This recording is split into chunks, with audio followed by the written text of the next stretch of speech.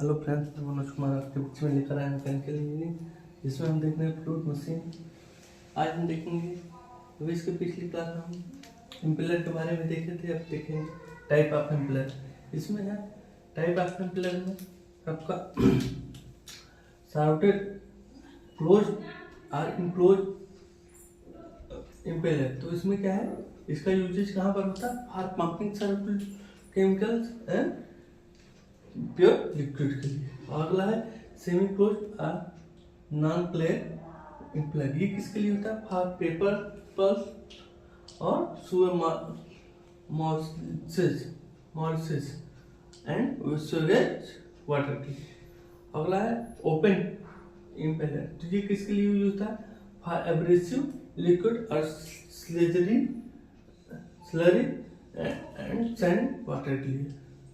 अगला देखेंगे दूसरा है केसिंग। केसिंग है casing is design in such A way that the kinetic energy of the water discharge eight outlet of the impeller into the pressure energy before the water leaves casing and enter the delivery pipe. किससे होता है? किससे होता है? Delivery pipe से। अगला type of casing. ये कितने टाइप के हैं? 3 टाइप के हैं। पहला वॉल्यूट केसिंग, दूसरा है वॉल्यूटेक्स, तीसरा है casing with the guide plate. वॉल्यूट casing में क्या है? स्पाइरल शेप होता है ये, और इसमें जब एरिया बढ़ेगा तो क्या होगा? वॉल्यूम घटेगा और प्रेशर क्या हो जाएगा? बढ़ जाएगा। और एफिशिएंसी ऑफ द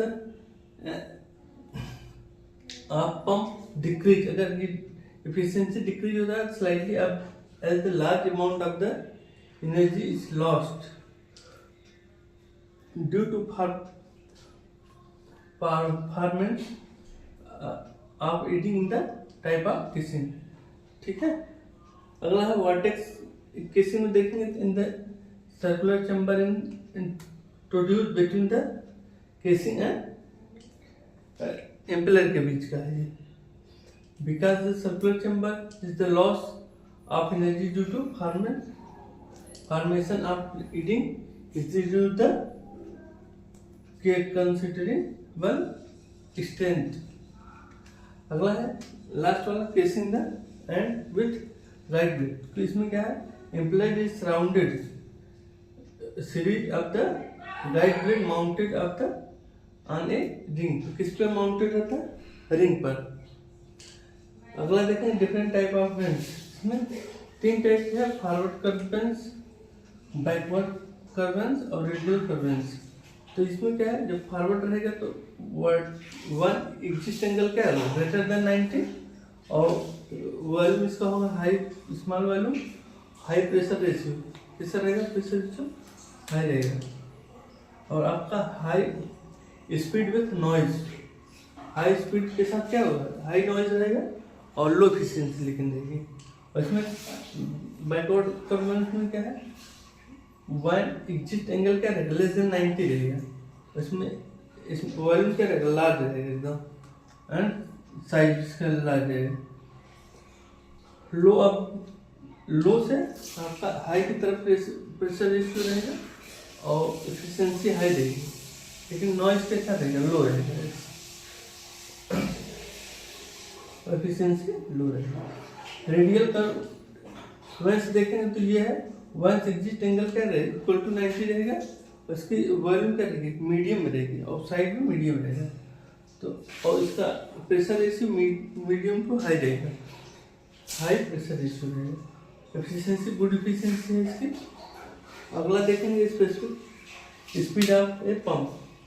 तो पंप है कितने टाइप का? Radial flow pump, mixed flow और एक्सियल फ्लो। आपका रेडियल फ्लो में 3 टाइप के हैं। इसमें 3 टाइप की स्पीड है। जब स्लो रहेंगे तो स्पेसिफिक स्पीड 10 to 30, और मीडियम में 30 to 35, और हाई स्पीड रहेगी तो क्या स्पेसिफिक स्पीड करेगी 50 to 80, और मिक्स में स्पेसिफिक स्पीड क्या रहेगी 80 to 160, और एक्सियल में 160 to 450। एक ही स्पीड रहेगी इसमें। स्पीड का नहीं है कि high speed low speed, 80 to 160 रहेगी स्पेसिफिक स्पीड, इसमें एक्सीएल में 160 to 450। आगे देखेंगे important terms of centrifugal pump. तो कौन कौन से फार्मूले हैं, जैसे वर्क डन देखेंगे तो क्या हो जाएगा, V W into V W1 W2 into V2 अपन जी। और डिस्चार्ज देखेंगे तो क्या हो जाएगा, Q equal to pi dV D into P into VF। और देखेंगे वेलोसिटी ऑफ पंप तो क्या हो जाएगा, V इक्वल टू क्या पाई DN बाई 60। तो यहाँ पे क्या हो जाएगा under root 2GH। Pump power of pump देखेंगे तो P equal to rho into Q into G into HM अपन क्या हो जाएगा, power of efficiency into 100। Manometric efficiency equal to क्या हो जाएगा, मोनोमेट्रिक हेड अपन आपका हेड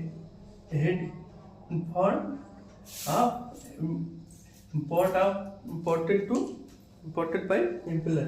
तो क्या हो जाएगा, efficiency of manometric G into HM अपन VW2 इंटू V2।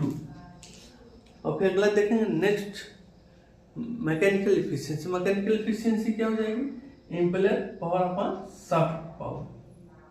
और ओवरऑल एफिशिएंसी तो multiply mechanical efficiency multiply manometric efficiency और वॉल्यूम एफिशिएंसी, तीनों का मल्टीप्लाई है आपका ओवरऑल एफिशिएंसी। अगला देखेंगे स्पेसिफिक स्पीड। तो क्या है, NS equal to N into under root Q upon H पर पावर 3/4। नेक्स्ट मैक्सिमम सर्ट हाइट तो HS इक्वल टू HATM मतलब atmospheric HV minus VS square upon 2G minus HFS। अगला नेट पॉजिटिव सक्शन हेड तो atmospheric height रहेगी HV minus HS minus HFS।